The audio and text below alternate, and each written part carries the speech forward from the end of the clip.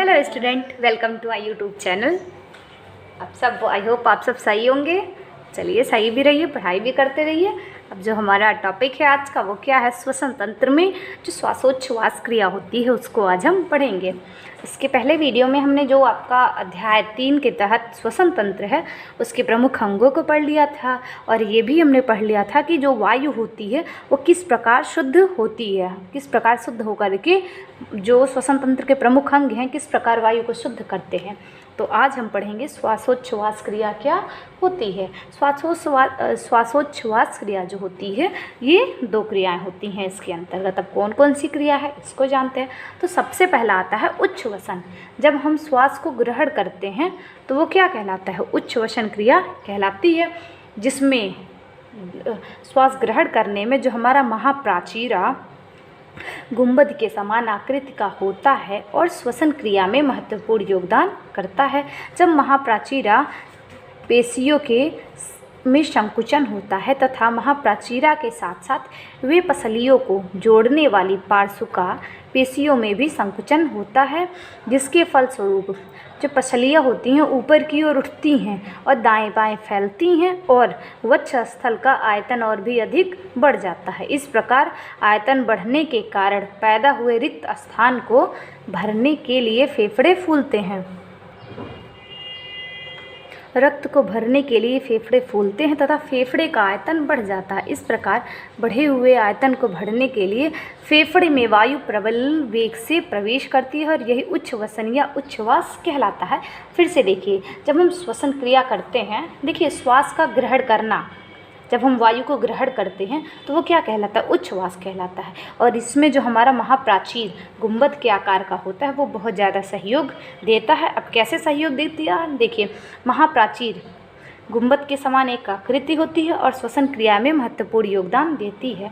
जब वो महाप्राचीर पेशियों में संकुचन होता है, जो महाप्राचीर पेशियाँ होती हैं उनमें संकुचन होता है तथा महाप्राचीर के साथ साथ वे पसलियों को जोड़ने वाली पार्श्विका पेशियों में भी संकुचन होता है, जिसके फलस्वरूप पसलियाँ ऊपर की ओर उठती हैं। जब वो हमारी जो पार्श्विका पेशियाँ होती हैं उनमें संकुचन होता है तो क्या होता है, पसलियाँ ऊपर की ओर उठती हैं और दाएं बाएं फैलती हैं और वक्ष स्थल का आयतन भी बढ़ जाता है। इस प्रकार आयतन के बढ़ने के कारण पैदा हुए रिक्त स्थान को भरने के लिए जो फेफड़े होते हैं वो फूलने लगते हैं तथा जब फेफड़े फूलने लगते हैं तो क्या होता है, फेफड़े का आयतन भी बढ़ जाता है। और इस प्रकार जब फेफड़े का आयतन बढ़ जाता है तो उस आयतन को भरने के लिए फेफड़े में प्रबल गति से वायु प्रवेश कर जाती है और यही क्रिया हमारी उच्छ्वसन या उच्छ्वास कहलाती है। आई होप आप सबको समझ में आ गया होगा। अब जो हमारी दूसरी क्रिया है वो है प्रश्वास। देखिए उच्छ्वास के पश्चात यह क्रिया होती है, मतलब श्वास का बाहर निकालना ही हमारा प्रश्वास है। तो जब उच्छ्वास की क्रिया संपन्न हो जाती है उसके पश्चात प्रश्वास की क्रिया होती है। देखिए यह क्रिया महाप्राचीर की पेशियों में संकुचन के तत्काल विमोचन से प्रारंभ होती है। देखिए पार्श्विकाएँ एवं उरोस्थियाँ भी पीछे की ओर आ जाती हैं। इन सब क्रियाओं में वक्ष गुहा छोटी हो जाती है, फुफ्फुस संकुचित होकर वायु को बाहर की ओर धकेलती है और यही क्रिया प्रश्वास कहलाती है। मतलब ये कि जब हमारी उच्छ्वास क्रिया हो जाती है, हमारे फेफड़े में वायु भर जाती है, उसके पश्चात महाप्राचीर पेशियों में क्या होने लगता है, विमोचन प्रारंभ हो जाता है। और जब विमोचन प्रारंभ हो जाता है तो पार्श्विकाएँ एवं उरोस्थियाँ भी पीछे की ओर आ जाती हैं।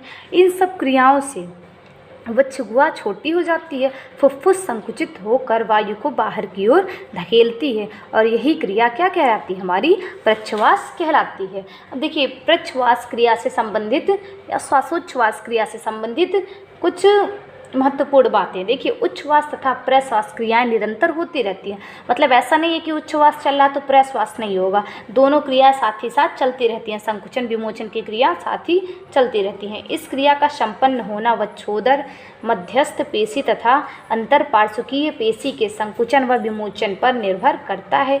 ये पेशियां अनैच्छिक होती हैं और इनका कार्य भी स्वतंत्र होता है। मतलब जो हमारी श्वासोच्छ्वास क्रिया में पेशियां सहयोग करती हैं वो क्या होती हैं, वो अनैच्छिक होती हैं, वो अपनी इच्छा से कार्य करती हैं और पूर्णतः वो स्वतंत्र होती हैं। और फिर आता है अधिक शारीरिक परिश्रम या भय आदि के समय शरीर को अधिक शुद्ध वायु की आवश्यकता होती है, अतः स्वतः ही गहरी गहरी श्वास आने लगती है। आप देखते होंगे जब आप किसी काम को करने लगते हैं, जैसे आप सीढ़ी से ऊपर आ रहे हैं या कुछ ज़्यादा हैवी वर्क कर रहे हैं, तो क्या होता है अचानक से खूब तेज़ तेज़ सांसें आने लगती हैं। तो ये क्रिया स्वतः होने लगती है। ये क्रिया किसके कारण होती है, जो आपकी श्वासोच्छ्वास क्रिया है उसके तहत होने लगती है, क्योंकि कार्य को करने के लिए, कठिन परिश्रम को करने के लिए हमें शुद्ध वायु की आवश्यकता अधिक पड़ती है और यह क्रिया हमारा जो शरीर है वो स्वतः ही करने लगता है। इसी कारण हमें गहरी सांस भी आती है। अब देखिए फिर जैसा कि आप सबको बताया गया है, श्वसन क्रिया से संबंधित पेशियां अनैच्छिक होने के कारण स्वतंत्र रूप से कार्यरत रहती हैं, किंतु इन पेशियों की एक विशेषता यह भी है कि हम इनकी गति को रोक सकते हैं, कुछ समय के लिए धीमी या तीव्र बना सकते हैं। योग या कुछ अभ्यास के दौरान हम 2 से 4 क्या 8 से 10 घंटे तक भी अपनी श्वास रोक सकते हैं। मतलब ये कि आप सबको पता ही होगा कि कुछ लोग देखते होंगे, बाबा रामदेव का उदाहरण ले लीजिए, वो अपने सांस को रोक लेते हैं, निकाल देते हैं। तो ये क्या होता है, ये अगर हम योगा करते रहें तो हम अपने श्वास को कुछ समय के लिए रोक भी सकते हैं और निकाल भी सकते, कुछ समय के लिए हम रोक भी सकते हैं, और या फिर हम अपने श्वास को धीमे धीमे ले सकते हैं या तेज़ गति से भी ले सकते हैं। ये सब योग और अभ्यास के द्वारा भी होता है। फिर होता है गहरी सांस लेना स्वास्थ्य के लिए लाभप्रद होता है। फुफ्फुसों के अंदर 1500 सीसी प्लस 1500 सीसी प्लस मतलब 3500 से अधिक वायु सहने की क्षमता होती है और यह क्षमता श्वास धारिता कहलाती है। मतलब जो फुफ्फुस होते हैं उनके अंदर 3500 सीसी से अधिक वायु समाने की क्षमता होती है और यह क्षमता क्या कहलाती है, क्षमता श्वास धारिता कहलाती है। इस प्रकार सिद्ध होता है कि एक साधारण श्वास की अपेक्षा गहरी श्वास लेना 3 गुना अधिक ऑक्सीजन फुफ्फुसों में प्रवेश करता है। मतलब कि अगर हम साधारण श्वास लेते हैं और गहरी श्वास लेते हैं तो गहरी सांस लेने से हम 3 गुना अधिक क्या करते हैं, ऑक्सीजन को फुफ्फुसों में समाहित करते हैं। अब देखिए ये करते हैं। फिर देखिए साधारण क्रिया से जो अगर हम साधारण श्वास लेते हैं तो हमारी पेशियों को उतना ज़्यादा या कोशिकाओं को उतना ज़्यादा पोषण नहीं मिल पाता है, बल्कि अगर हम गहरी सांस लेते हैं तो हमारी कोशिकाओं को अधिक पोषक क्या बोलते हैं, अधिक पोषक तत्व या पूर्ण पोषण की प्राप्ति भी हो जाती है। इसलिए ऐसा कहा जाता है कि गहरी सांस भी लेना चाहिए। जैसे कि आप प्रातःकाल जब योगा करते हैं तो क्या होता है, हम गहरी सांस को लेते हैं। आप देखिए योगा व्यायाम से श्वसन क्रिया पर क्या प्रभाव पड़ते हैं इसको भी जान लीजिए। देखिए गहरी सांस व्यायाम से स्वाभाविक रूप से गहरी सांसें आती हैं, जिससे तीव्रता से फेफड़ों में ऑक्सीजन पहुंचती है, उतनी ही तीव्रता से वायु शुद्ध होती है।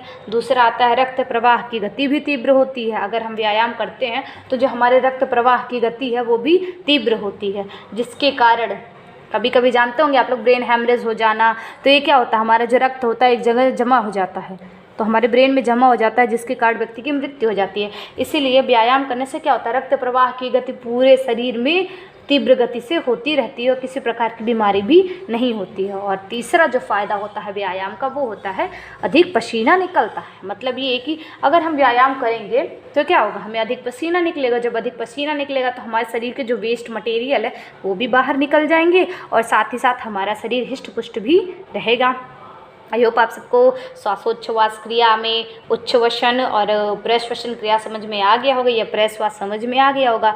और फिर श्वासोच्छ्वास क्रिया से क्या लाभ होते हैं, साथ ही साथ उसमें व्यायाम का क्या सहयोग है ये भी समझ में आ गया होगा। तो अब जो हमारा लास्ट टॉपिक है इस चैप्टर का वो है फुफ्फुसों में ऑक्सीजन व कार्बन डाइऑक्साइड गैस का आदान प्रदान। तो हम इसको पढ़ते हैं। देखिए आपको पता होगा कि फुफ्फुस में अशुद्ध रक्त शुद्ध होने के पश्चात आता है फुफ्फुसीय धमनी, हृदय के दाहिने निलय से अशुद्ध रक्त लेकर फुफ्फुसों में पहुंचाती है। फुफ्फुसों में पहुंचने के पश्चात यह धमनियां अनेक शाखाओं और प्रशाखाओं में बट जाती है और कोशिकाओं के रूप में परिवर्तित हो जाती है तथा फुफ्फुसों में सर्वत्र फैले हुए वायु कोश चारों ओर लिपटी रहती है। अब श्वास द्वारा रिक्त हुई वायु ऑक्सीजन के रक्त में हीमोग्लोबिन तुरंत ग्रहण कर लेते हैं।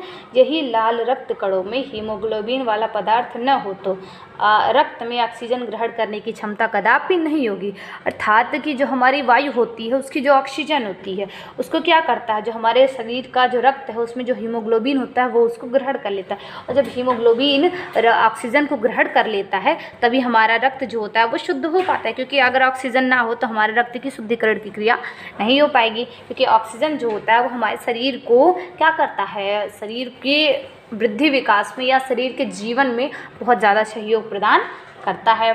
फिर देखिए क्या होता है, जब हीमोग्लोबिन क्या करता है, ऑक्सीजन को ग्रहण कर लेता है तो फेफड़ों के अंदर जो रक्त केशिकाओं का जाल बिछा होता है वह बारीक व झिरझिरे दीवारों में छनकर ऑक्सीजन रक्त में मिल जाते हैं तथा रक्त की कार्बन डाइऑक्साइड गैस वायु में मिल जाती है तथा प्रश्वास द्वारा बाहर निकल जाती है। फिर से पढ़ते हैं, एक बार फिर से समझ लीजिए। जैसे देखिए, जो हमारी फुफ्फुस में अशुद्ध रक्त होने के लिए आता है वो फुफ्फुस धमनी हृदय के दाहिने निलय से अशुद्ध रक्त लेकर फुफ्फुसों में पहुंच जाती है। अब फुफ्फुसों में पहुंचने के पश्चात यह धमनियां अनेक शाखाओं प्रशाखाओं में सूक्ष्म कणों में बट जाती हैं तथा फुफ्फुसों में सर्वत्र फैले हुए वायुकोश के जो जाल होते हैं उसमें फैल जाती हैं।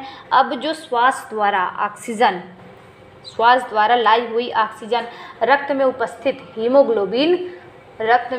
जो हीमोग्लोबिन होता है उसके कणों को क्या करती है, ग्रहण कर लेती है, जिसके कारण हमारी जो रक्त केशिकाओं का जाल बिछा होता है उसकी बारीकी व झिरझिरे दीवारों से छनकर ऑक्सीजन में मिल जाते हैं तथा रक्त की कार्बन डाइऑक्साइड गैस वायु में मिल जाती है और प्रश्वास द्वारा बाहर निकल जाती है। अब यह रक्त शुद्ध एवं चमकीले लाल रंग का हो जाता है। जो हमारा रक्त होता है वो चमकीले लाल रंग का हो जाता है और उसमें ऑक्सीजन पूर्णतः भरा रहता है। फेफड़ा जब शुद्ध रक्त को वापस हृदय के बाह्य अलिंद से भेजता है तो वहाँ से पुनः रक्त परिसंचरण आरंभ होता है तथा संपूर्ण शरीर एवं कोशिकाओं में शुद्ध रक्त पहुंचाने का कार्य किया जाता है, जिसके दो परिणाम होते हैं। देखिए, पहले कार्बन डाइऑक्साइड गैस शुद्ध रक्त के रूप में शरीर से बाहर निकल जाता है और जो जारण क्रिया से शरीर में गर्मी उत्पन्न होती है और यही गर्मी शरीर को ऊर्जा देती है। शरीर में गर्मी न हो अर्थात शरीर में अगर ऊर्जा न हो तो हमारा शरीर मृत होगा। मतलब ये जान लीजिए कि जो जारण क्रिया होती है उसी के द्वारा हमारे शरीर में गर्मी उत्पन्न होती है, और अगर शरीर में गर्मी न हो तो क्या होगा, शरीर ठंडा हो जाता है और व्यक्ति की मृत्यु भी हो जाती है।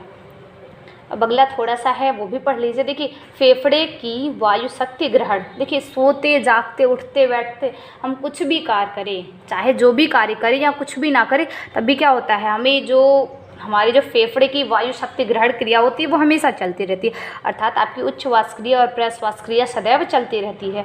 तो देखिए, जो हमारी शुद्ध वायु होती है उसको लेने से क्या फ़ायदे होते हैं। देखिए, हमें क्या करना चाहिए, सदैव गहरी श्वास लेनी चाहिए। श्वास मुख से नहीं बल्कि नाक से लेनी चाहिए, क्योंकि नाक से लेने के क्या फ़ायदे होते हैं ये तो आपको पहले वीडियो में बता ही दिया गया है। साथ ही साथ हमें व्यायाम भी करते रहना चाहिए, झुककर या ज़्यादातर लिफ्ट की जगह सीढ़ियों का प्रयोग करना चाहिए। आदि चीज़ें करने से क्या होगा, हमारे शरीर में हम गहरी सांस को लेंगे और हमें अधिक मात्रा में ऑक्सीजन की प्राप्ति होगी, और जब अधिक मात्रा में ऑक्सीजन मिलेगा तो हमारा रक्त परिसंचरण और बेहतर ढंग से काम करेगा, और जब रक्त परिसंचरण बेहतर ढंग से काम करेगा तो जो हमारा फेफड़ा है वो भी शुद्ध रहेगा, हमारा हृदय भी शुद्ध रहेगा, हमारा मस्तिष्क भी अच्छे से काम करेगा, और जब मस्तिष्क अच्छे से काम करेगा तो शरीर की सभी क्रियाएं सुचारू रूप से चलेंगी। आई होप आप सबको ये चैप्टर पूरा समझ में आ गया होगा शुरू से लेकर के अंत तक। अब अगले वीडियो में हम आपको जो इसका सेकेंड पेपर है उसके तहत जो पहला चैप्टर रहेगा वो पढ़ाएंगे। ठीक है, संयुक्त व एकाकी परिवार के बारे में आपको बताया जाएगा। तब तक आप सभी से पढ़ते रहिए। अगर कुछ ना समझ में आए तो आप कमेंट करके पूछ सकते हैं। धन्यवाद।